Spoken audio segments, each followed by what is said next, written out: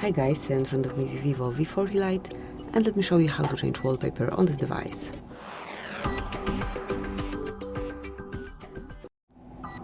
So at first open the settings, then find and select lock screen and wallpaper.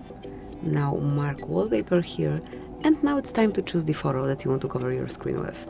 You can download some photos if you want to, you can open your gallery and pick some photo if you wish, or you can pick one from system wallpapers, and it's actually what I would like to do. I'll go, for example, with this one. Is this okay? Should be with something green. I believe we have a different beam right now, and that's why. But still, let me pick. For example, this one, then tap on apply, and finally decide if it's for your lock screen only, just your home screen, or both lock and home screens. And that's it, that will be all. As you can see from... wait...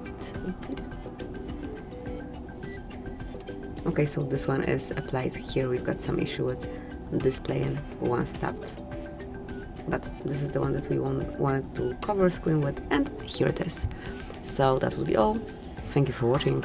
Please subscribe our channel and leave the thumbs up.